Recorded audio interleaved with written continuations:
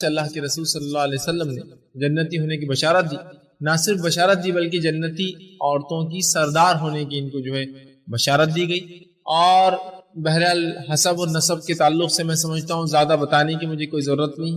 ان کی والدہ جو تھی خدیجہ الکبریٰ رضی اللہ عنہا، جن کے تعلق سے ہم دیکھ چکے، یہ بھی خاتون جنت تھے، اور اللہ رب العزت اور جبرائیل علیہ السلام نے ان کو سلام کیا تھا۔ یہ ان کا مقام ہے ان کی والدہ کا۔ جن کی اولاد ہے، جن کی بیٹی ہے، بہرحال ان کے تعلق سے بھی میں سمجھتا ہوں تعارف دینے کی مجھے ضرورت نہیں۔ اللہ کے رسول آخری نبی محمد صلی اللہ علیہ وسلم کی بیٹی تھی۔ اسی طرح ان کے شوہر جو تھے حضرت علی رضی اللہ عنہ تھے، جن کا تعارف بھی میں سمجھتا دینے کی ضرورت نہیں، جو رسول اللہ صلی اللہ علیہ وسلم کے چچزاد بھائی، اور جو ہے ان کی سیرت بہرحال مشہور اور معروف ہے، اور اسلام کے چوتھے خلیفہ رہے۔ ان کے بیٹوں کے تعلق سے بہرحال وہ بھی تعارف کے محتاج نہیں۔ حسن اور حسین رضی اللہ عنہما، یہ دونوں ان کے جو فرزند تھے، حضرت علی کے بیٹے تھے۔ تو بہرحال جو ہے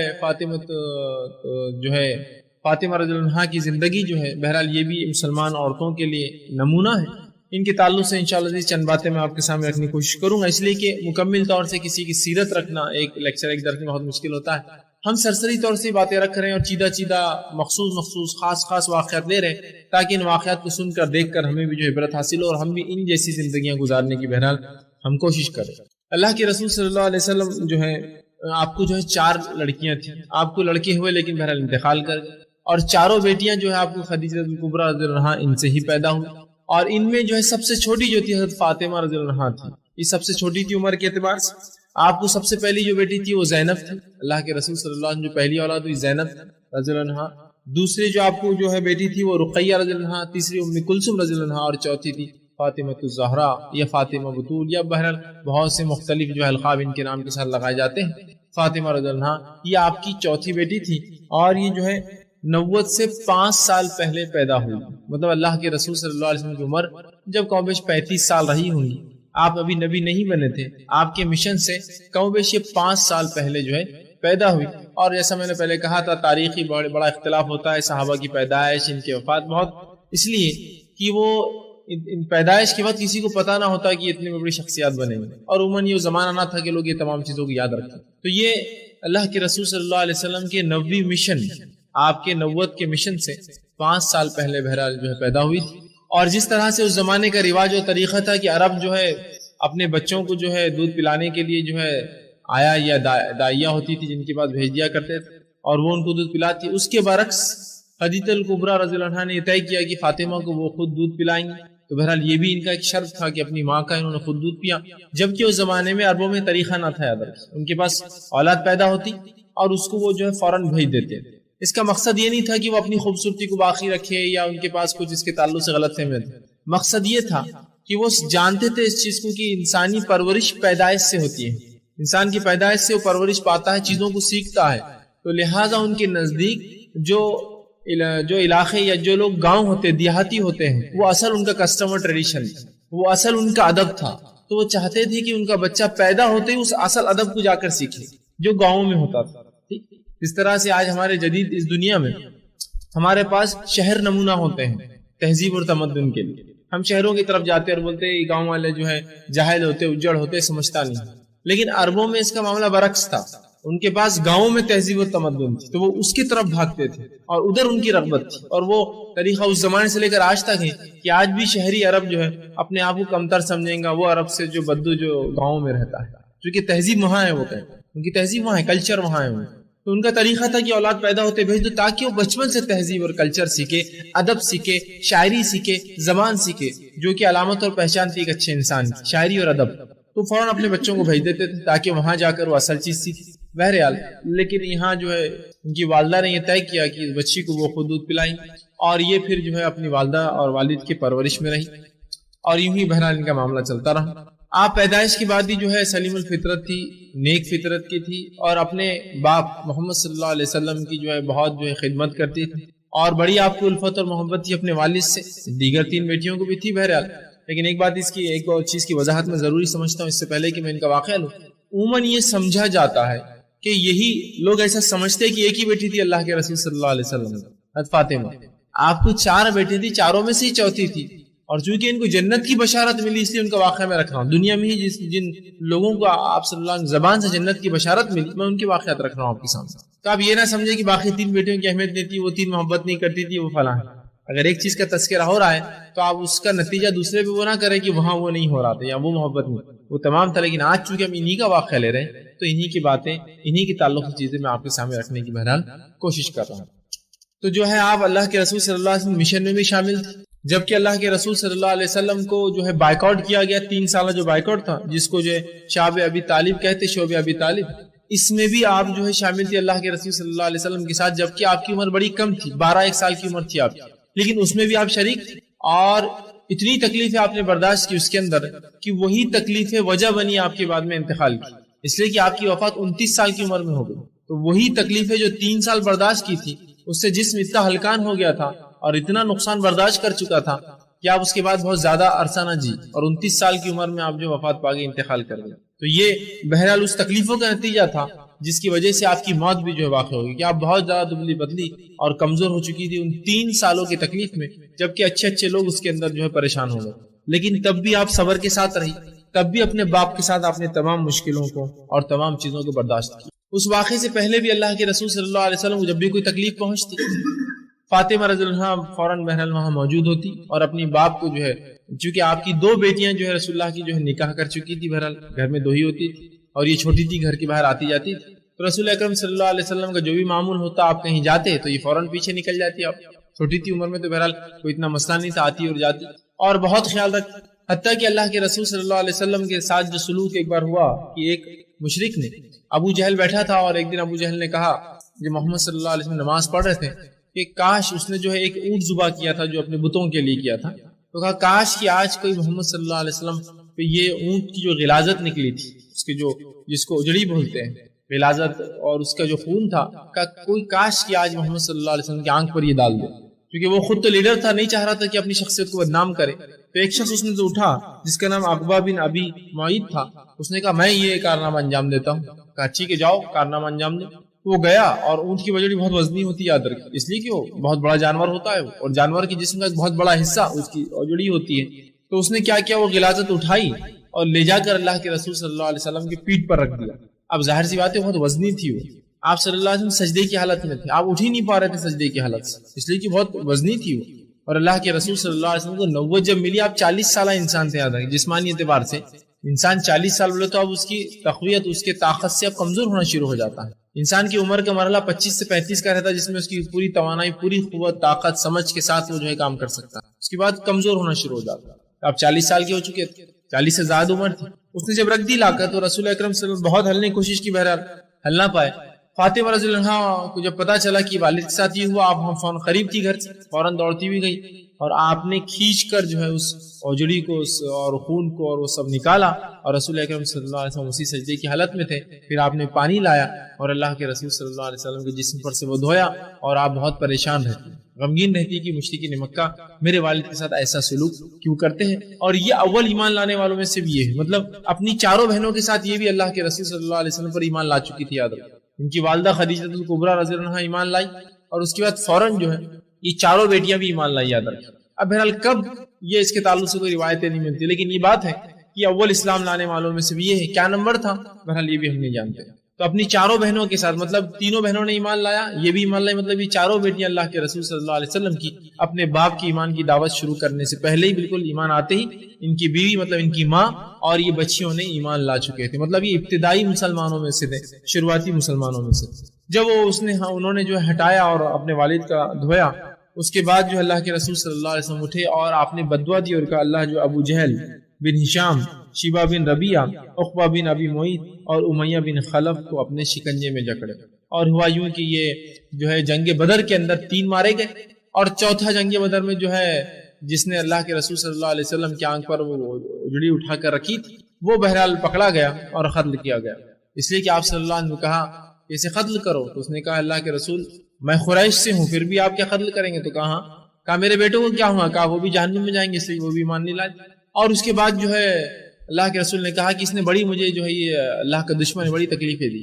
اس نے ایک بار میں سجدے میں تھا تو آ کر اس زور سے گردن پر پیر رکھا اور مسئلہ کہ میری آنکھیں باہر آ گئی، مطلب تکلیف سے آنکھیں باہر نکل گئی. دوسری مرتبہ اس نے میرے سر پر لا کے وجڑی جو ہے اوپر رکھی تھی اور کہا اسے جو ہے قتل کرو. یہ اس لیے نہیں کہ رسول اللہ کو ذاتی اس نے تکلیف دی تھی اس لیے آپ نے قتل کرایا، اس لیے کہ اللہ کے نبی کو اس نے یہ تکلیف دی تھی. اور ابھی جنگ میں بھی پکڑا گیا تھا، یاد رکھیں. نہیں تو آپ سمجھیں گے نفسیات مطلب اپنی نفس کو تکلیف پہنچی اس لیے رسول اللہ بدلا. آپ صلی اللہ علیہ وسلم اور کوئی نبی اپنی نفس کو تکلیف پہنچے اور بدلا نہیں لیتا ہے. لیکن چونکہ یہ اللہ کا دشمن تھا، نبی کو پہلی زندگی میں تکلیف دے چکا تھا، مطلب توبہ کے کوئی راستے نہیں تھے اس کے کھلے، اور یہ کوئی جو ہے نادم بھی نہیں تھا. دوسرا رسول اللہ کو تکلیفیں پہنچا. تیسرا جنگ میں بھی لڑنے آیا تھا، اور جنگی قیدیوں کے ساتھ جو سلوک ہوتا ہے بہرحال ہم سب جانتے ہیں. جنگ بھی لڑنے آیا تھا بہرحال. اسی طرح جو ہے ان کے تعلق سے آتا ہے کہ ایک مرتبہ یوں ہوا کہ ابو جہل اور دیگر جو ہے قریش کے سرداران بیٹھے تھے اور پلاننگ کر رہے تھے کہ کیا کریں، اس مشن کو کیسے ہم روکیں. تو ابو جہل نے کہا طریقہ ایک ہی محمد صلی اللہ علیہ وسلم قتل کر دیتے. یہ بہرحال ارادے تو کہیں تھے ان کے پہلے سے، اصل سازش تو انہوں نے جو ہے ہجرت سے پہلے کی تھی، جو رسول اللہ کو بتا دیا کہ آپ نے وہاں سے ہجرت کر لی. بہرحال جب فاطمہ رضی اللہ عنہا وہاں سے گزری، چھوٹی تھی آپ گزری، تو اس نے سن لیا، یہ خبر سن لی کہ یہ مارنے کا ارادہ رکھتے ہیں آپ صلی اللہ علیہ وسلم. فوراً گھر دوڑی آئے اور بہت رونے لگی اور اپنے والد سے کہا کہ اس طرح سے جو ہے وہ منصوبہ بناتے ہیں آپ کے خلاف، قتل کرنے کی سازش رچتے ہیں آپ کے خلاف. تو آپ صلی اللہ علیہ وسلم نے کہا ہے بیٹی گھبراؤ مت، اللہ جو ہے میری حفاظت کرے گا، تم کیوں خواہ روتی ہو.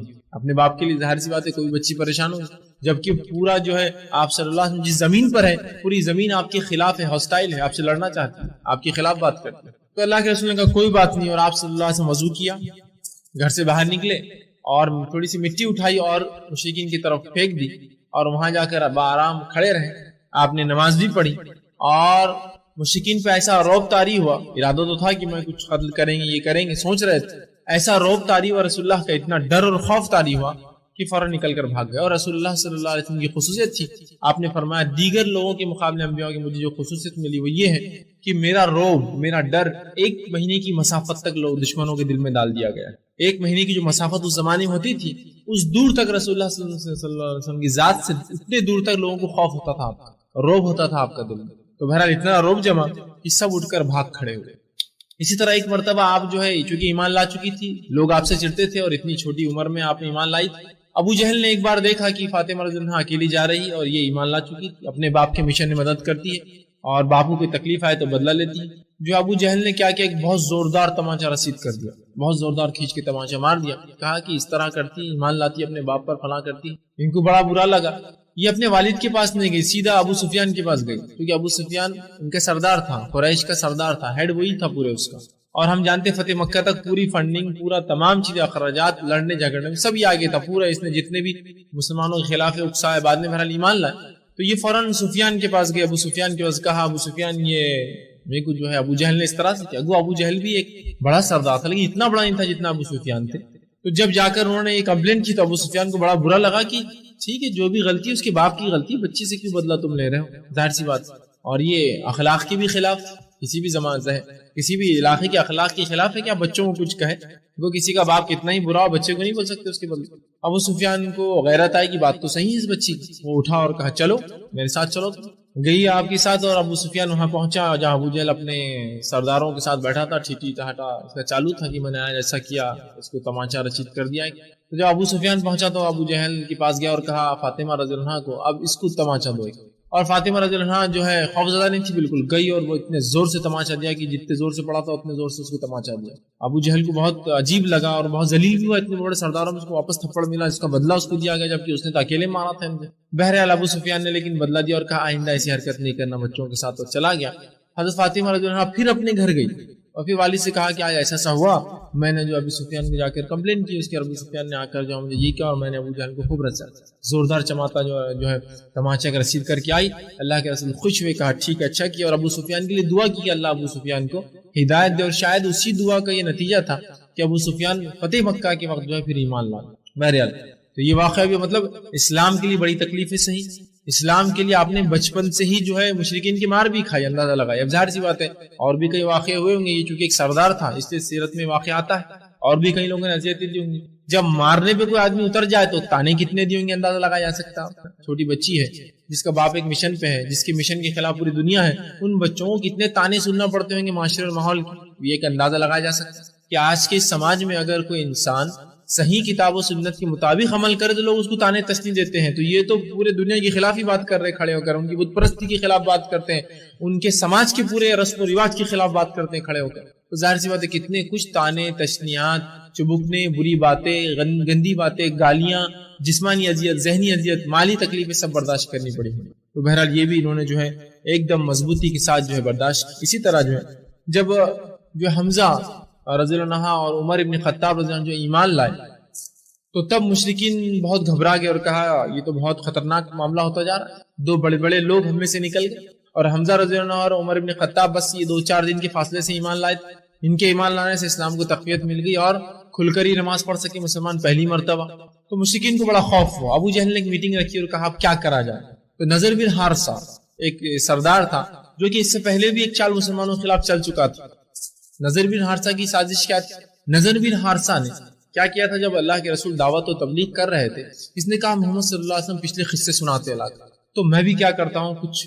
اس نے فارس گیا اور فارس سے گانے والیوں کو لے کر آیا اور ناچتی تھی وہ عورتیں اور گاتی تھی اور گا گا کر فارسیوں کے قصے سناتی تھی, ان کے بادشاہوں کے بڑے بڑے قصے. اس کو لگا جس طرح قرآن پچھلے واقعات بیان کرتا ہے اور لوگ اس کی طرف دوڑے چلے جا رہے ہیں, سن رہے ہیں, تو میں بھی کیا کرتا ہوں قصے سنانے والیوں کو لاتا ہوں. اور نذر بن حارثہ نے کچھ لوگوں کو لایا تھا جو گاتی تھی, قصے سناتی تھی, مطلب شو کرتے تھے. وہ ایک جگہ کھڑے ہو جاتے تھے اور گاتے بجاتے قصے سناتے تھے جس کی وجہ سے لوگ رغبت پاتے تھے.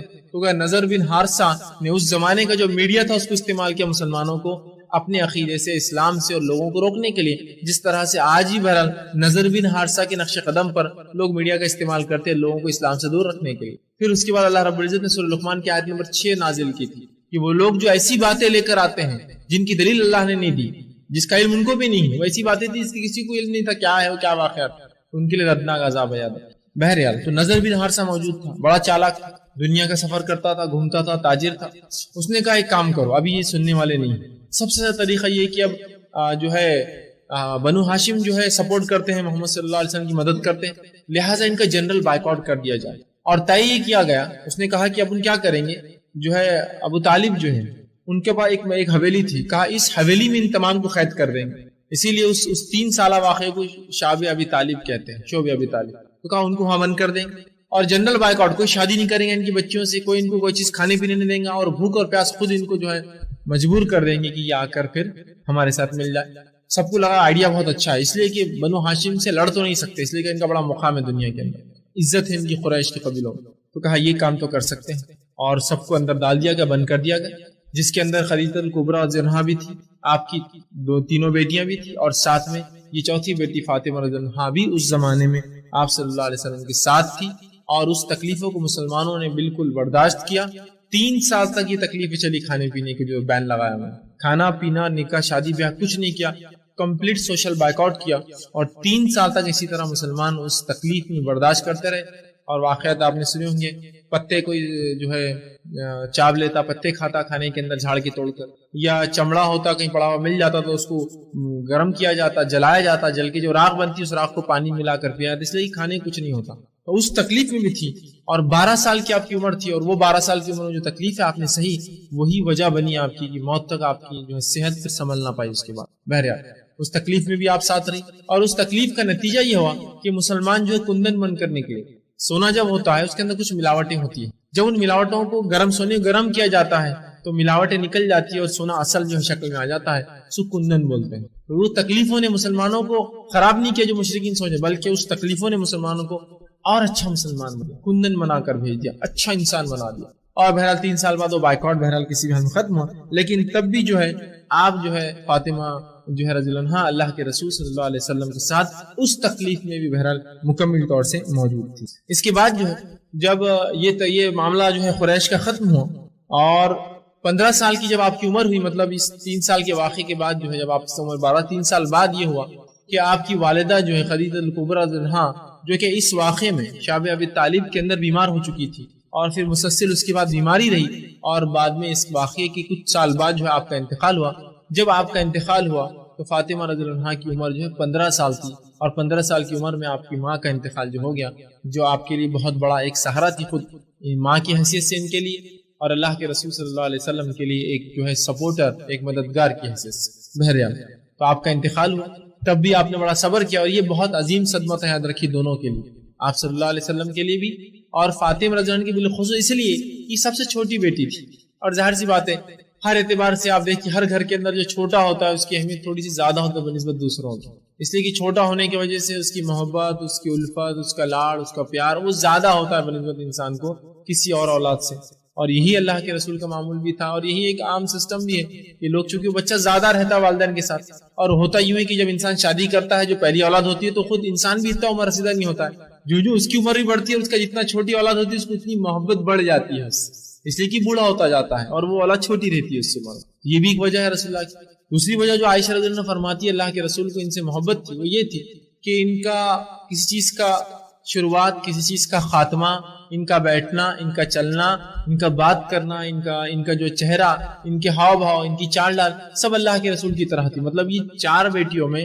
سب سے قریب اپنے باپ سے دیکھنے دکھانے میں، چلنے پھرنے میں، شروعات اور خاتمے میں، اٹھنے اور بیٹھنے میں، چلنے اور پھرنے میں یہ زیادہ قریب تھی، تو یہ ایک وجہ تھی کہ یہ بیٹی زیادہ نزدیک تھی، زیادہ جو ہے شکل و صورت آپ سے ملتی تھی، شروعات اور خاتمہ چیزوں کا ویسے ہی کرتی جیسا باپ اپنا کرتا تھا، اور ظاہر سی بات ہے جب بچے چھوٹے ہوتے ہیں تو چھوٹے بچے جلدی سیکھ لیتے اپنے والدین، بہرحال یہ بھی ایک وجہ تھی۔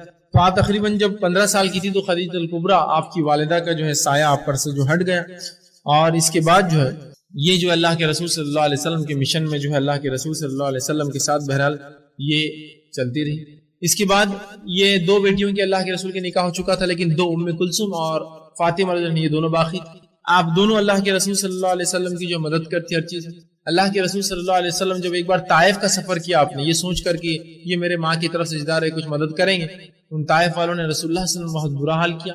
آپ جب مکے واپس آئے تو یہ دو بیٹیاں آپ کے گھر پہ تھی، بہت برا لگا کہ والد صاحب یہ سلوک کیا قوم نے، اور دونوں نے مل کر جو ہے رسول اکرم صلی اللہ علیہ وسلم کے زخم کو پہنچا، صاف کیا، اور اس زمانے میں جو طریقہ تھا کچھ کپڑا یا کچھ چیزیں جلا کر اس کی راکھ جو زخموں میں بھری اور اس کو پٹی لگائی تاکہ زخم جو ہے جلدی بھر جائے، اور بہرحال یہ دو بیٹیاں ساتھ تھی آپ صلی اللہ علیہ وسلم۔ اس کے بعد جب پہلی بیوی کا آپ کے انتقال ہوا تو اللہ کے رسول صلی اللہ علیہ وسلم نے جو ہے حضرت سودا رضی اللہ عنہا سے جو ہے نکاح کیا، ان سے نکاح کرنے کے بعد یہ دونوں بچیاں ان کی کفالت میں رہنے لگی۔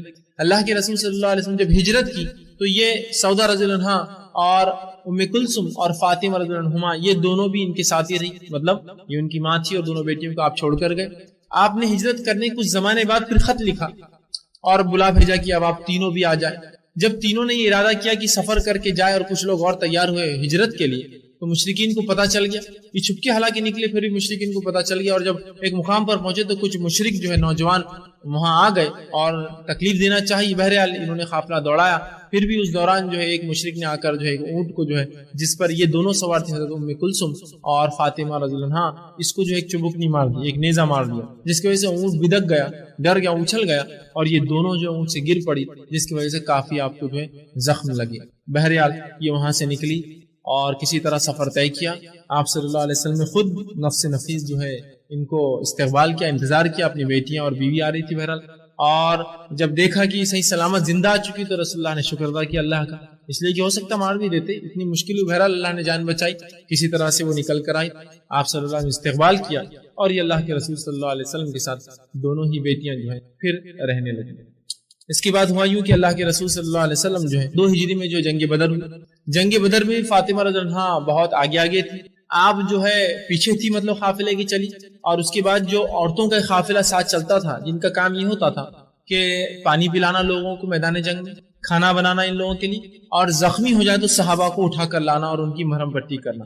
یاد رکھیے یہ کام مسلمان عورتیں پیچھے رہ کر کرتی تھی اس زمانے میں، اور وقت آئے تو یہ جنگیں بھی لڑتی تھی، یاد رکھیے، کیونکہ اگر دشمن گھس جائے پیچھے سے اور دشمن کو معلوم ہوتا عورتیں یہ جنگ کے ادب اور اخلاق کے خلاف تھا کہ عورتوں پر حملہ کرے کوئی، پھر بھی لیکن اب جب ہارنے پہ آیا معاملہ تو کچھ نہ کچھ تو انسان بدلہ لینے کرتا ہوتا ہے، عموماً کی دشمن جو جنگوں میں عورتوں میں بھی گھس جاتے، بہرحال یہ اس میں تھی، اور جنگ بدر میں انہوں نے خوب جو ہے مسلمانوں کی خدمت کی، جنگ احد میں بھی یہ آگے تھی اور یہی ان کا کام تھا۔ اس سے بہرحال ایک اور چیز پتہ چلتی ہے کہ عورتیں یہ میدان جنگ میں یہ بھی کام کر سکتی ہے، تو ظاہر سی بات ہے غیر محرم مرد بھی ہوں گے، ظاہر سی بات ہے میرا محرم ہی تھوڑی گرے گا جنگ کے میدان میں زخمی ہو، تو یہ غیر محرم صحابہ بھی ہوتے تھے، تو جنگ کے میدان میں عورتوں کا یہ کام تھا، یہ پردے کی حالت میں ہوتی، اور ساتھ میں صحابہ کی مدد کرتی، پیچھے سے ہتھیار دینا، چیزیں اٹھا کر دینا، ہتھیار کا تیز کرنا، کھانا بنانا، جانوروں کو سنبھالنا، ان کی صحت کا خیال رکھنا، جنگ کے میدان میں پانی پلانا، جنگ ہونے کے بعد جا کر زخمیوں میں کوئی زندہ تو نہیں اس کو ڈھونڈ کر واپس اٹھا کر لانا، اور زخمیوں کی جو ہے تیمارداری کرنا، زخموں کو بھرنا،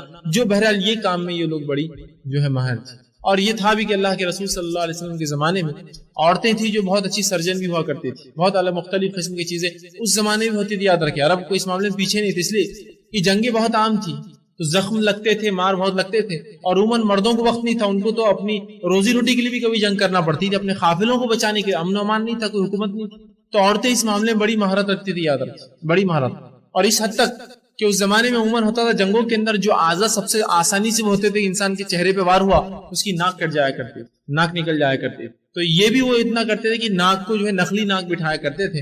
اور ابن ماجہ کی روایت ہے کہ آپ صلی اللہ علیہ وسلم کا ایک صحابی آیا اور کہا ان کی ناک کٹ گئی تھی، وہ گئے اور ناک نخلی بٹھا کے آئے، اس زمانے میں چاندی کی ناکیں بنا کر لگائی جاتی تھی، انسان کیسا بدصورت لگیں گے بغیر ناک کی، کٹ جاتی انسان زندہ، وہ لگاتے تھے، مطلب اتنا ان کے اندر اتنی چیزیں تھی، اتنے حد تک ہنر تھا۔ تو انہوں نے کہا اللہ کے رسول یہ ناک جو چاندی کی لگا اس میں بڑی بدبو ہوتی ہے، چاندی چونکہ کیا ہوتی تھی پانی وانی لگتا تھا تو بدبو آتی تھی سانس کے اندر، تو کہا کیا میں سونے کی ناک لگا لوں؟ تو رسول نے کہا ٹھیک ہے جاؤ سونے کی لگا لو، تو انہوں نے چاندی کی نکال کر سونے کی اٹیچ کر، بہرحال تو اتنے اس زمانے میں وہ آگے تھی، یہ سب چیزیں ان کو فن تھا، اور عورتیں یہ کام کرتی تھی تو یہ پیچھے رہتی تھی۔ جنگی بدر جنگی عہد دونوں میں تھی، جنگی عہد میں تو اللہ کے رسول صلی اللہ علیہ وسلم جب گرے، آپ کے داغ شہید ہوئے اور آپ کو مار لگا، تو یہ فاطمہ رضی اللہ عنہا وہاں موجود تھی، اپنے باپ کے بارے میں جب خبر ملی گئی، اللہ کے رسول کے زخم انہوں نے ہی دھوئے اپنے ہاتھ سے اور ان کی مرہم پٹی آپ نے ہی کی، تو گویا یہ دو جنگوں میں بھی یہ شامل تھی، مطلب جہاں مکے کے اندر جو ہے فائنینشلی آپ کو جو ہے تکلیف پہنچی، جسمانی آپ کو مارا گیا، وہیں مدینے کے اندر بھی آپ دیکھیے اپنا تعاون دے رہی ہے اپنے باپ کو اور مسلمانوں کو کہ ان کے ساتھ ہیں اور ہر قسم سے جو ہے ان کی جو ہے مدد جو ہے کر رہے ہیں۔ اسی طرح جو ہے اللہ کے رسول صلی اللہ علیہ وسلم نے ارادہ کیا پھر کہ اپنی بیٹی کا نکاح کرے، آپ کی عمر ابھی 18 سال ہو چکی ہے، 15 سال کی عمر میں جو ہے آپ کی والدہ کا انتقال ہوا، ایک آدھ سال 1.5 سال بعد آپ وہاں سے ہجرت کر کے جو ہے مدینہ گئی، اور اس کے بعد جو ہے آپ کی جنگ احد کے بعد اللہ کے رسول نے ارادہ کیا تو آپ کو 2 رشتے آئے، سب سے پہلا رشتہ تو ابوبکر صدیق رضی اللہ عنہ کا آیا اللہ کے رسول کو کہ مجھے یہ بیٹی آپ کی نکاح میں دے دیجیے، آپ خاموش۔ اس کے بعد عمر ابن خطاب نے رشتہ بھیجا کہ اللہ کے رسول مجھے دے دیجیے آپ کی بیٹی نکاح میں، آپ تب بھی خاموش رہے۔ اس کے بعد رسول اللہ صلی اللہ علیہ وسلم کچھ اور تلاش کر رہے تھے، وہ یہ صحابہ ایسے نہیں تھے کہ نہ مطلب نہ کہا، لیکن بہرحال رسول اللہ صلی اللہ علیہ وسلم کچھ اور تلاش کر رہے تھے، آپ کوئی نوجوان صحابی تلاش ہے، یہ چونکہ ابھی بوڑھے ہو چکے تھے، دونوں کے دونوں عمر رسیدہ تھے، ابوبکر صدیق رضی اللہ عنہ جو ہے اللہ کے رسول 2 سال چھوٹے تھے، عمر ابن خطاب صرف 10 سال چھوٹے تھے۔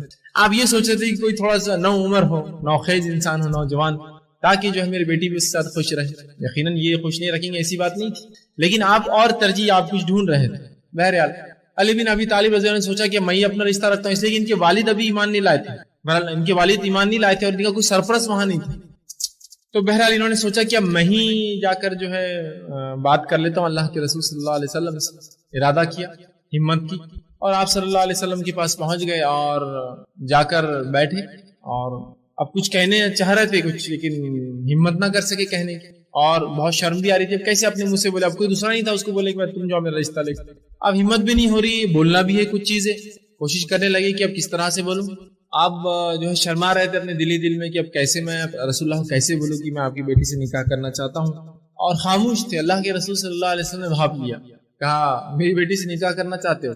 تو کہا اللہ کے رسول میں شرما رہا تھا بولنے کے لیے، کہا اگر ایسا ارادہ رکھتے ہو تو کچھ مہر دینے کے لیے، اور میں اپنی بیٹی سے ایک بار جو ہے مشورہ کر لیتا ہوں اس چیز کے لیے۔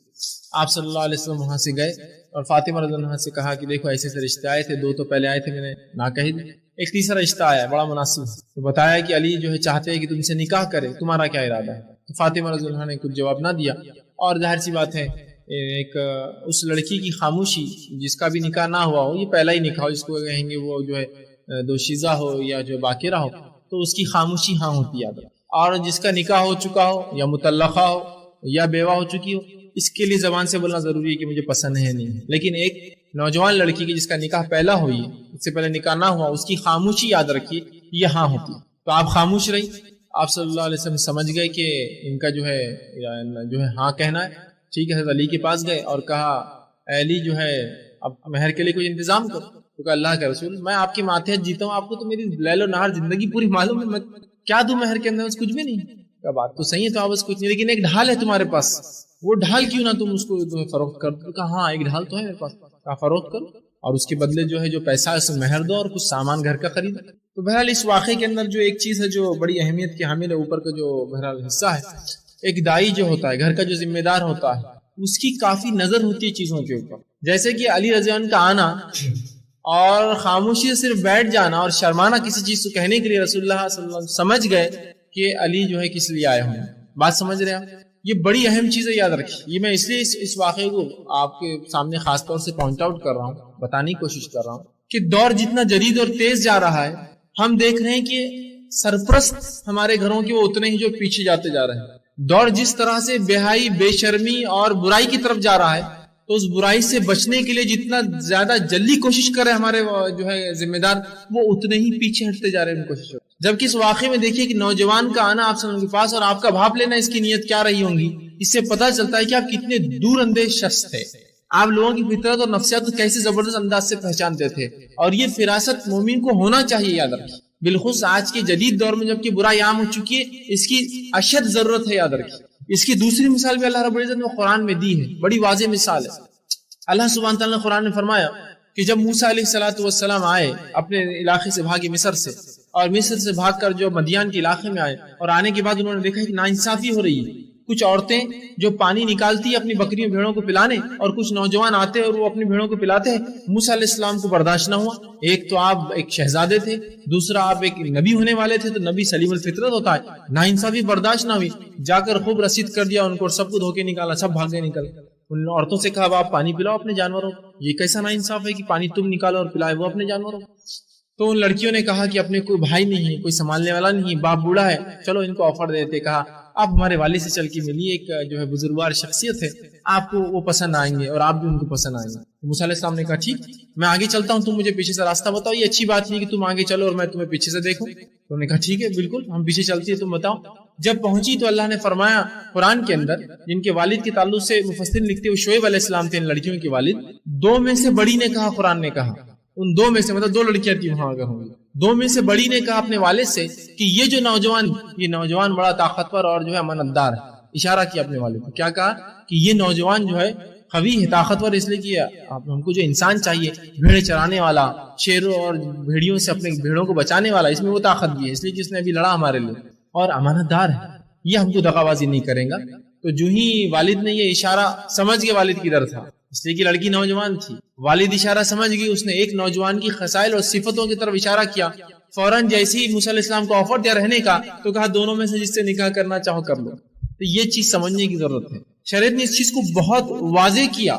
ایسے واقعات کئی ملیں گے، لیکن ہم دیکھتے ہیں کہ ان چیزوں سے چشم پوشی مکمل طور سے کر لی اس امت کے بڑوں، اور بے-حیائی کو، برائی کو اور زنا کو برداشت کر لیں گے، لیکن صحیح راستے جا کر کوئی صحیح عمل کرے، اس کو برداشت کرنے کی آج سکت اور طاقت ہم لوگوں میں نہیں ہے۔ اس واقعے پہ اور ایسے واقعے پہ سیرت کے اور قرآن کی غور کرنا چاہیے بڑوں۔ تو یہاں فوراً جیسی اللہ تعالیٰ رسول اللہ بھاگ گئے، ایک نوجوان کیا خواہش کر سکتا ہے اس حال میں، اس بدحالی میں، مدینے کی زندگی میں جب جنگ و جدال کا معاملہ ہے، ایک ہی چیز ہے اس کے پاس جو نہیں ہے، وہ یہ ہے کہ اس کے پاس کوئی بیوی نہیں ہوگی، اور شرما بھی رہا ہے بولنے کے لیے۔ سمجھ گئے؟ کہا نکاح کرنا چاہتا، کہا ہاں، تو کہا آپ چلو کچھ لاؤ مہر کے لیے، تو کہا کچھ بھی نہیں، تو کہا وہ بختر، کہا ہاں وہ ایک ہے، کہا لاؤ۔ اس کو جو ہے بیچا گیا، جو کہ 400 درہم میں بکا۔ آپ صلی اللہ علیہ وسلم نے کہا آدھا مہر دے دو اس کو، اور اس کے آدھے پیسوں کے اندر جو ہے تم جا کر جو ہے گھر کا سامان لاؤ۔ بلکہ ایک روایت میں آپ نے خود لا کر دیا۔ بہت سے لوگ بولتے ہیں اللہ کے رسول نے حضرت فاطمہ کو جہیز دیا، بھائی جہیز نہیں دیا، ہو داماد کے پیسوں سے لا کر دیا سب۔ اگر اس کو جہیز بولتے تو بہت اچھا جہیز ہے، یہ سب دو، پھر سب کو دینا چاہیے کہ بھائی جو لڑکا شادی کرنا چاہ رہا اس کو بولے آئیے بھائی، پھر وہ بولے کہ بھائی آپ کی بیٹی کو جو چیزوں کی ضرورت ہے آپ خوشی دیجیے، پھر وہ ستر کے لائیے 2-4 لاکھ روپے دیجیے، پھر آپ بولے یہ لیجیے 2-4 لاکھ روپے، پھر وہ ستر جا کے سامان خریدے اور لا کر بولے یہ جہیز ہے۔ بہت اچھی بات ہے، تو بہت اچھا جہیز ہے، ایسا تو ہونا چاہیے۔ تو آپ صلی اللہ علیہ وسلم نے جہیز نہیں دیا، بلکہ علی سے کہا علی اب جب شادی کر رہے تو کیا ہے واپس اخراجات خرچے کو مہر کو؟ تو کہا کچھ بھی نہیں، تو کہا بیچو 200 اس کو دو، اور 200 میں ایک تکیہ چمڑے کا، ایک چارپائی تھی، ایک برتن تھا جس میں کھانا بنایا تھا، کہ بہت معمولی سی چیز ہے جو علی کے پاس کچھ بھی نہ تھا، اس لیے کہ گھر بار چھوڑ کے آئے تھے مکہ سے، لا کر آپ نے دیا۔ اور وہیں جب حضرت علی بیچ کے آئے اسی وقت، یہ شاید 1 دن یا 2 دن کا واقعہ، کوئی لمبا عرصہ نہیں گزرا کہ ابھی علی تمہارا رسم ہوگا، رسم کے بعد پھر طے ہوگا تمہاری شادی کب ہوگی، پھر ابھی 2-4 سال رکو، فاطمہ تو 18 سال کی ہے، ابھی تو دیکھا جائے گا، نہیں، یہ کچھ بھی نہیں ہو۔ اللہ کے رسول نے فوراً علی جب بیچ کر آئے تو کہا یہ 200 اس کو دے دو فاطمہ، 200 کا سامان میں لا لیتا ہوں، اور کہا جا کر جلدی جو ہے ابوبکر، عمر، عثمان، جو ہے زبیر، طلحہ، جو اعلان کر کے اور جلدی سے عبد الرحمن، وہ فوراً گئے اور سامان بھی لایا اور سب صحابہ کو بلا اپنے گھر میں بلایا اور کہا کہ میرا ارادہ ہے اپنی بیٹی کا نکاح میں علی سے کر دوں، تو لہٰذا آپ سب کو اسی کے لیے میں نے بلایا ہوں۔ اور حضرت علی سے کہا اب تم ہی خطبہ نکاح پڑھو۔ حضرت علی نے کہا مجھے شرم آ رہی، تو کہا نہیں تم ہی پڑھو تمہارا خطبہ نکاح۔ حضرت علی کھڑے ہوئے اور آپ نے خطبہ نکاح پڑھا، جس کے الفاظ بہرحال سیرت میں ان کی موجود ہے۔ آپ نے فرمایا سب تعریف اللہ کے لیے ہے، اس کے نعمت اور احسانات کا شکر بجا لاتے ہوئے اور میں گواہی دیتا ہوں کہ اللہ کے سوا کوئی معبود حقیقی نہیں۔ ایسی گواہی جو اس تک پہنچتی ہے اور اس کی رضا کی باعث بنتی ہے، یہ حضرت محمد صلی اللہ علیہ وسلم کی بیٹی اپنی بیٹی فاطمہ کی شادی میرے ساتھ کی ہے اور مہر 400 درہم مقرر کیا ہے۔ اب حاضرین جو آپ صلی اللہ علیہ وسلم ارشاد فرمائیں گے آپ سنیے اور اس پر گواہ رہیے۔ یہ آپ نے خطبہ نکاح دیا، 400 درہم اس لیے کہا کہ وہ 200 بھی مہر کے جو تھے، وہ جو سامان آیا وہ مہر میں سے آیا، انکلوڈیڈ تھا پورا بہرحال، تو 400 درہم ایسے ہوئے مکمل۔ تو آپ نے گواہی دیا، پھر اللہ کے رسول اٹھے اور کہا کہ میں اپنی بیٹی کا نکاح جو علی سے کرتا ہوں اور اس پر میں بھی خوش ہوں اور اللہ کی مرضی بھی بہرحال اسی میں ہے، اور ان کا نکاح ان سے طے پایا اور اپنی بیٹی کو آپ نے رخصت کر دیا۔ کتنی سادہ نکاح تھا، تو آپ کا نکاح ایسی ہی ہے۔ اس کے بعد جو ہے اس کے تعلق سے آتا ہے کہ مہر اور اس کا اعلان ہوا۔ اللہ کے رسول صلی اللہ علیہ وسلم کے مہمان اقارب آئے تھے، ایک پلیٹ بھر کر کسی نے کھجور بھیج دی کہ رسول اللہ گھر میں، کسی نے بول دیا بھائی نکاح ہو رہا ان کے گھر میں۔ یہ کوئی ایسی چیز نہیں تھی کہ بہت دن ہو رہا تو سب کو پتا چلے، کسی نے بول دیا ارے وہاں نکاح ہو رہا، اچھا ٹھیک ہے نکاح ہو رہا، تو کسی نے کھجور بھیج دی۔ آپ صلی اللہ علیہ وسلم کھجور جو ہے وہ پلیٹ ایک دوسرے کو دیتے گئے، سب صحابہ نے اس میں سے کھایا، ختم ہو گیا۔ اس کے بعد حضرت علی کی طرف سے جو ہے کسی ایک صحابی رسول نے کہا کہ میں علی کی طرف سے، بلکہ ایک روایت میں آتا ہے کہ حمزہ رضی اللہ عنہ نے کہا کہ میرے بھتیجے کا نکاح ہوا ہے، تو لہٰذا انہوں نے ایک جو ہے اونٹ ذبح کیا اور علی رضی اللہ عنہ کا اس میں ولیمہ ہو گیا۔ بس اتنا ہی بولے آپ کی جو ہے شادی ہوئی۔ اس کے بعد جو ہے آپ نے اپنا گھر بسا لیا۔ حضرت علی رضی اللہ عنہ کا گھر تھوڑا سا مسجد نبی سے دور تھا، مدینے کے آخر حصے میں تھا۔ تو فاطمہ رضی اللہ عنہ کا ارادہ تھا کہ میں کاش کی مسجد نبوی کے نزدیک رہوں۔ رسول اللہ بھی سوچتے تھے کاش کی ان دونوں کو میں کسی طرح سے مسجد نبوی کے نزدیک لا لوں تاکہ بیٹی میرے نزدیک رہے، علی بھی نزدیک رہے۔ سہارا رہتا ہے کہ انسان کو، بوڑھے بھی تھے آپ صلی اللہ علیہ وسلم۔ ارادہ تھا بہرحال، لیکن کوئی ایسا وہ نہیں تھا۔ ایک صحابی رسول نے ایک بار کہا اللہ کے رسول میرے مسجد نبوی کے پاس 4-5 گھر ہیں، آپ اگر کوئی چاہے کہ، تو صحابہ سمجھ گئے تھے رسول اللہ کیا ارادہ ہے، تو ایک اس میں سے کوئی گھر اپنی بیٹی کو دے دیں، فاطمہ کو یا علی کو، جو آپ چاہے کریں۔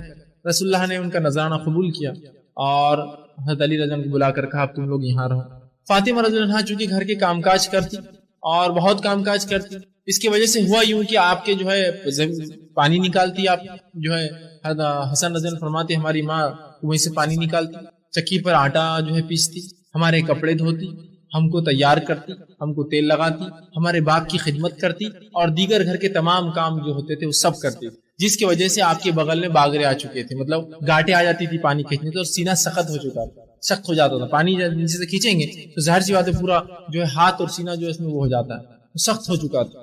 تو ایک بار علی رضی اللہ عنہ نے کہا کہ ایک کام کرو، اپنے والد کے پاس جاؤ۔ ایک بار بہت سا مال کسی نے لا کے آپ سے دیا، جس میں غلام بھی تھی، تو جاؤ اپنے والد سے جا کر، میں سمجھتا ہوں تمہارے لیے بہتر ہوں، اتنا تم کام کرتی ہو، تھک جاتی ہو، اور یہ سب آپ کی دعوت و تبلیغ اور دیگر کام کے بعد یہ بھی ہوتا تھا گھر کے اندر، تو جاؤ ایک غلام کا مطالبہ کر دو۔ آپ گئی، وہاں بیٹھی اور آپ نے پوچھا اللہ کے رسول نے کیسی آئی ہو، تو کہا بس خیر، کیسے کیا آنا ہو، تو کہا سوچا سلام کر لو آپ سے، ہمت نہیں ہوئی بولنے کی، واپس چلے گئے۔ حضرت علی نے کہا کیا ہوا، تو کہا میری ہمت نہیں ہوتی اپنے باپ سے مانگنے کی، تو کہا میں چلتا ہوں، چلو دونوں جائیں گے۔ جب دونوں گئے تو رسول اللہ کو سلام کیا، آپ نے جواب دیا، آپ نے کہا کیا بات ہے، بیٹی داماد دونوں گھر پر آ گئے، کیا بات ہے؟ اب دونوں ایک دوسرے کو اشارے کرنے لگے، تم بولو تم بولو، تمہارا آئیڈیا تھا، تم مطلب دونوں وہ کرنے لگے۔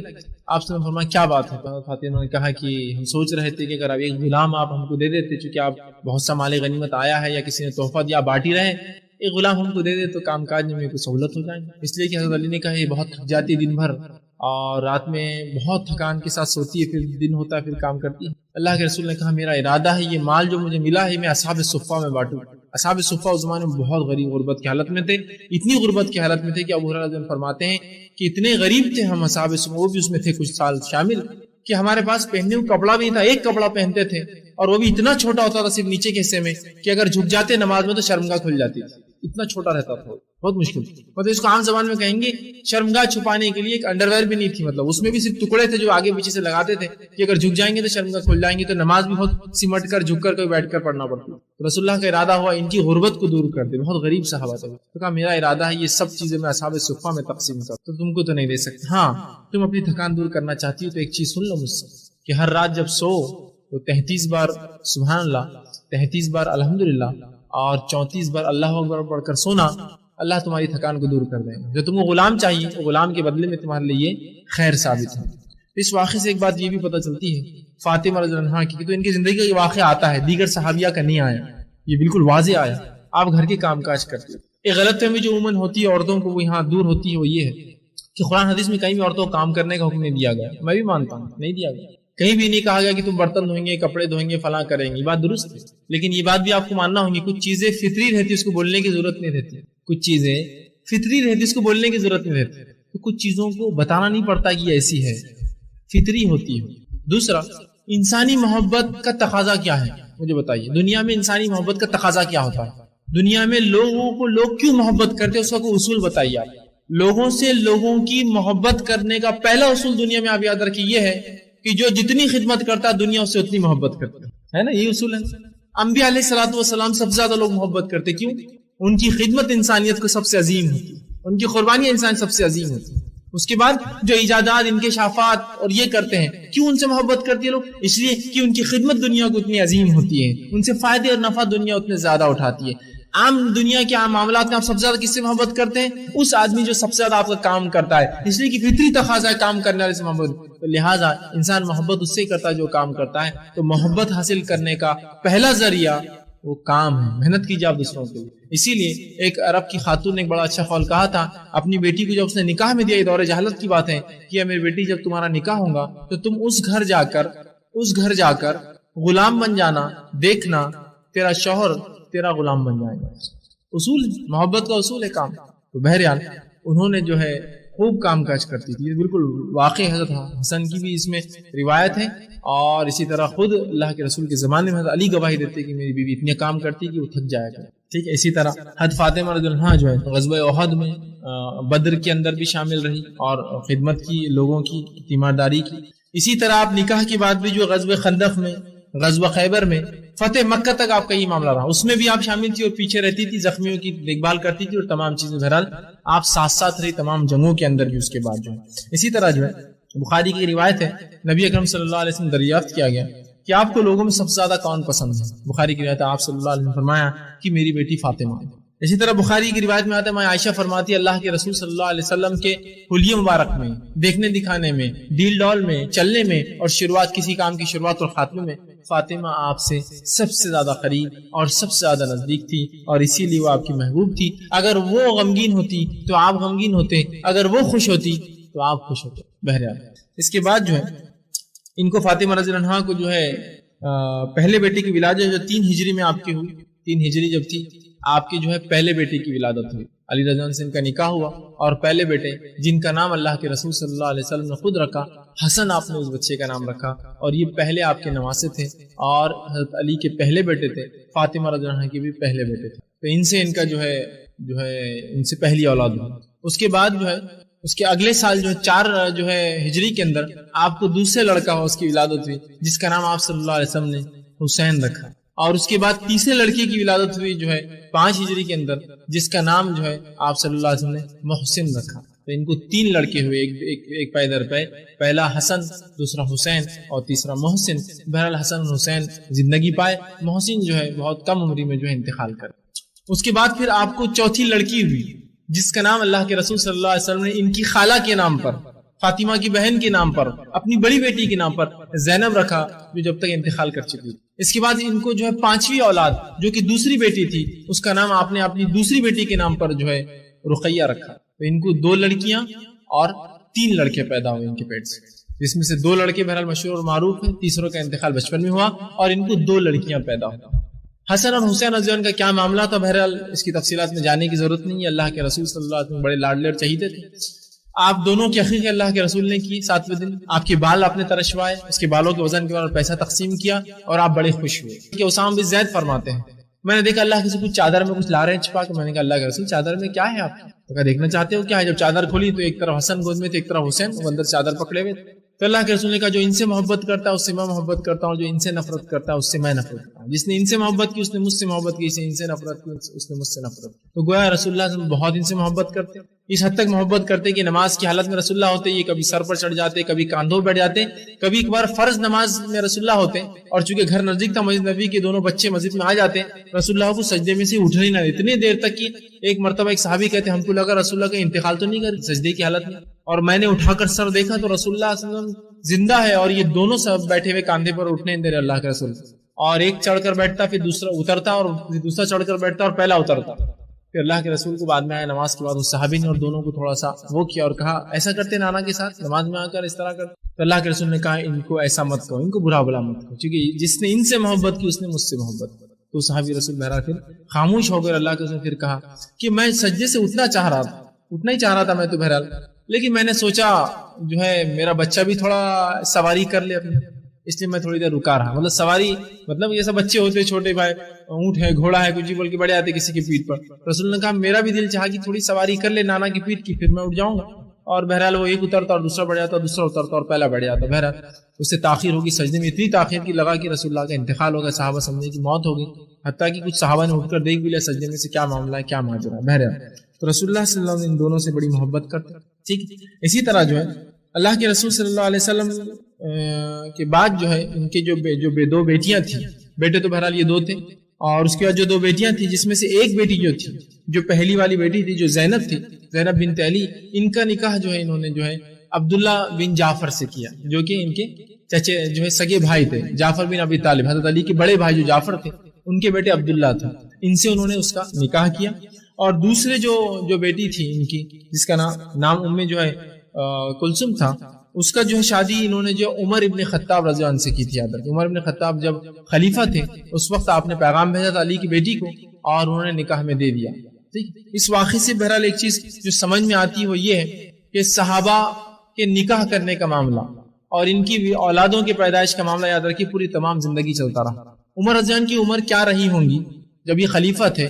کم بیش یہ 53 سال کی یا 54 سال کی عمر میں خلیفہ بنے، 63 سال کی عمر میں انتقال کر کے 10 سال ان کی خلافت چلی.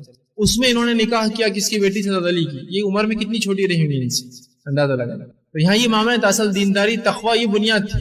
تو حضرت علی رضی اللہ عنہ نے خوشی جب عمر ابن خطاب نے رشتہ بھیجا اپنی بیٹی کا نکاح جو ہے ان سے کر دیا. عمر ابن خطاب رضی اللہ عنہ، عمر ابن خطاب نے جب نکاح کیا آئے اور کہا مہاجر اور انصار کو بلایا جائے. مہاجر انصار لوگ جمع ہو، کہا آج مجھے مبارکباد دو تم لوگ. تو کہا کس چیز کی مبارکباد ہے میرے لوگ؟ کہا آج میرا بھی رشتہ اور ناتا جو ہے آل محمد سے سیدھا جڑ گیا جا کر. اس لیے کہ عمر ابن خطاب رضی اللہ عنہ رشتے میں رسول اللہ کے رشتے میں تھے لیکن اوپری نسل سے تھے، 5ویں 6ٹھی نسل میں آپ کا خاندان ملتا تھا. کہا آج میں سیدھے کنیکٹ ہو گیا اللہ کے رسول کی نسبت سے جا کر، اس لیے کہ اللہ کے رسول کی نواسی میرے نکاح میں آ گئی. تو ظاہر سی بات ہے آپ جو ہے اللہ کے رسول کے سسر بھی رہے آپ کی حیات میں، اور رسول اللہ کے انتقال کے بعد جو ہے آپ صلی اللہ علیہ وسلم کی نواسی سے نکاح کر لیا. اندازہ تو کہا آج میں سیدھے آل محمد سے جا کر جڑ گیا. تو صحابہ کو بڑی خوشی ہوئی اور مہاجر انصار دونوں نے مبارکباد دی کہ یہ تو شرف کی بات ہے کسی کا رشتہ جو ہے آل محمد سے سیدھا جا کر جڑ گیا. تو کہا ہو. اسی طرح جو ہے حضرت فاطمہ رضی اللہ عنہا جو ہے ان کے بڑے فضائل اور ان کے خصائل آتے ہیں. ان کی فضیلت میں سے فضائل میں سے ایک آتے ہیں کہ اللہ کے رسول نے بشارت دی جنتی ہونے کی اور جنتی عورتوں کی جو ہے سردار ہوں گی. حضرت فاطمہ رضی اللہ عنہا جنتی عورتوں کی سردار ہوں گی. اسی طرح آپ نے فرمایا ابوبکر صدیق جنتی مردوں کے اور حسن اور حسین جنت کے نوجوانوں کے. اب حسن بولتے ہیں یار یہ سمجھ میں نہیں آ رہا، ابوبکر صدیق تو خود مردوں کے سردار ہو گئے تو حسن اور حسین کیسے ہوں گے پھر، ہے نا؟ یاد رکھیے حدیث کے الفاظ ہیں ابوبکر صدیق جنتی مردوں کے اور حسن اور حسین جنت کے نوجوانوں کے. اس کا مطلب یہ جو بوڑھا ہو کر مریں گا ان کا سردار ابوبکر صدیق رضی اللہ عنہ ہوں گے، اور جو جوانی میں نوجوان مر جائیں گے مسلمان ان کے سردار حسن اور حسین ہوں گے. اور اسٹوڈنٹ ونگ یا جس کو بولیں یوتھ ونگ کے لیڈر وہ ہوں گے، اور یہ جو رہیں گے وہ سمجھ رہے آپ جو کہا نوجوانوں کے اور آدمیوں کے. تو جو بوڑھا ہو کر انتقال کریں گا تو ابوبکر صدیق اس کے لیڈر ہوں گے، اور جو جوانی میں نوجوان مر جائیں گے مسلمان ان کے لیڈر حسن اور حسین ہوں گے. یہ معنی میں. تو اسی طرح ان کے تعلق سے بھی کہا کہ تم عورتوں کی نوجوان جو ہے فاطمہ زہرا یہ جو ہے عورتوں کی جو ہے لیڈر ہوں گے. اس لیے کہ دوسروں کے تعلق سے بھی ایسی خوشخبری آتی ہے. تو یہ وہ عورتیں جو جوانی میں انتقال کر جائیں گی ان عورتوں کی سردار فاطمہ جو ہے رضی اللہ عنہا جو ہے جنت کے اندر ہوں گی. تو یہ ان کے بہرحال فضائل ہے. اسی طرح جو ہے اللہ کے رسول صلی اللہ علیہ وسلم پہ جب سورہ نصر نازل ہوئی، اذا جاء نصر اللہ والفتح، آپ کو اعلان بتا دیا گیا کہ آپ کے انتقال کے وقت قریب ہے. تو آپ صلی اللہ علیہ وسلم نے اپنی بیٹی کو بلایا اور کہا بیٹی میرے انتقال کا وقت جو ہے بہت قریب ہے. وہ بہت رونے لگی، بہت محبت کرتی اپنے والد سے، بہت رونے لگی. اس کے بعد فوراً بلایا، کان میں کچھ کہا تو بہت ہنسنے لگی. لوگوں نے کہا کیا بات ہے، جب اللہ کے رسول نے آپ سے کچھ کہا پہلے کان میں تو آپ رونے لگی، پھر آپ سے کچھ کان میں کہا ہنسنے لگی. تو کہا پہلے جب میں نے اللہ کے رسول کو اپنا کان دیا تو آپ نے کہا کہ میں بہت جلدی انتقال کرنے والا ہوں، اس لیے کہ سورہ نصر نازل ہوگی، تو مجھے بڑا غم ہوا اپنے باپ کے مرنے. لیکن پھر رسول اللہ نے دوسری بار مجھ سے کہا سب سے پہلے مجھ سے تم ملو گی، مطلب میرے مرنے کے بعد سب سے پہلے میرے خاندان سے تم مرو گی اور مجھ سے ملو گی تو مجھے سب سے زیادہ خوشی ہوگی. تو پھر میں ہنسنے لگی. اور بہر اللہ کے رسول صلی اللہ علیہ وسلم کا انتقال ہوا ربیع الاول میں، اور اس کے 6 ماہ بعد ہی جو ہے حضرت فاطمہ جو ہے رضی اللہ عنہا کا بھی جو ہے انتقال ہوا. اور آپ جو اللہ کے رسول کے وفات کے 6 مہینے بعد جو ہے انتقال کر گئی. انتقال جب آپ کا ہوا تو آپ کی عمر 29 سال تھی، 29 ایئرس، 29 سال تھی. آپ کو 5 اولادیں ہوئی، 3 لڑکے 2 لڑکیاں. ایک اولاد بچپن میں انتقال کر گئی، 2 لڑکے بڑے ہوئے. بہرحال کیا حالات تھے، بہرحال واقعات حالات آپ جانتے ہیں. دونوں بچیاں آپ کو تھی. اور حضرت علی رضی اللہ عنہ کو کئی بیویاں بھی تھی، یاد رکھیے اکیلی بیوی نہیں تھی. اور وہ سب بھی جو ہے اہل بیت میں شامل ہوتی ہے، اس لیے کہ حضرت علی اہل بیت میں ہے تو ظاہر سی بات ہے آپ کی تمام بیویاں بھی اہل بیت میں، اور تمام بچے جو ان سے ہوئے سب اہل بیت میں شامل. تو آپ 29 سال کی عمر میں جو ہے انتقال کر گئے. انتقال کے بعد آپ کو جو غسل حضرت علی نے دیا، آپ کی جو ہے کفنایا بھی آپ ہی نے، آپ کو خبر میں اتارا اور آپ کی جنازے کی نماز پڑھائی گئی. تو اس بات سے یہ بھی پتہ چلتا ہے کہ مرد شوہر جو ہے اپنی بیوی کو انتقال کے بعد دیکھ بھی سکتا ہے، دیکھ ہی نہیں بلکہ نہلا بھی سکتا ہے. ٹھیک، بہت سے لوگ بولتے ہیں مرنے کے بعد رشتہ ختم ہو جاتا ہے، ٹھیک ہے، اور دیکھ نہیں سکتے ہیں. اور اگر دیکھنا بھی ہے تو بڑے عجیب عجیب خیاس آرائیاں ہوتی ہے. بہرحال اللہ حفاظت کرے سے خیاسوں سے. ایک صاحب بولنے لگے کہ وہ دیکھ نہیں سکتے. میں نے دیکھا ایک بڑے مشہور و معروف شخصیت، انہوں نے جو اپنی بیوی کو دیکھا انتقال کیا، تو میں نے ایک دن پوچھا یہ تو دیکھ رہے ہیں، یہ تو دیکھ رہے ہیں. تو کہا انہوں نے اس عورت کو اپنی بہن بنا لیا، اس لیے اب دیکھ سک رہے ہیں. میں نے کہا بڑا اچھا تم نے رشتہ لگایا بھی. اب کیا یہ بہن بول کے اٹھیں گی قیامت دن اس کی؟ تو نہیں قیامت دن کیسا؟ تو پھر اب بہن بنا لیا نا اس نے. تو خام و خواہ شریعت کو اب کیسا بولنا کہ وہ جائز ہے؟ اب نہیں بولنا تو نہیں، بولے بہن بنا لیا اس لیے دیکھ رہے ہیں. دیکھ سکتے ہیں، دیکھ نہیں نہلا، آپ نے نہلایا اور اس کے بعد جو ہے کفنایا، جنازے کی نماز پڑھی اور آپ کو جو ہے جنت البقیع میں جو ہے دفنا دیا. تو بہرحال یہ آپ کی سیرت تھی. اس سیرت سے مسلمان خواتین کو اور مردوں کو بہرحال سب کو پیغام ملتا ہے کہ عورت ہونے کے ناطے اس خاتون کی خدمت دیکھیے دین کے لیے.